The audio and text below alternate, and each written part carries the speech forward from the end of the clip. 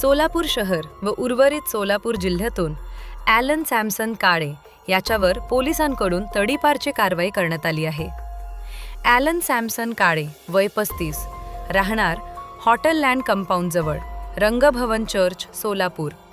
याच्या विरुद्ध सन 2018, 2019 आणि 2026 या कालावधीत घातक शस्त्र जवळ बाळगणे, दहशत निर्माण करणे, खंडणी मागणे, महिला अत्याचार यासारखे गंभीर गुन्हे दाखल असल्याचे पोलिसांनी सांगितले.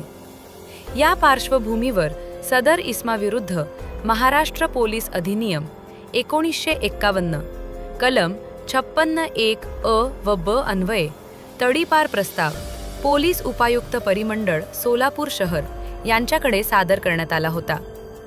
या प्रस्तावाची दखल घेत पोलीस उपायुक्त प्रीतम यावलकर यांनी कारवाई करत ॲलन सॅमसन काळे याला दिनांक 13 ऑगस्ट 2026 रोजी सोलापूर शहर व उर्वरित सोलापूर जिल्ह्यातून 1 वर्षासाठी तडीपार केले आहे.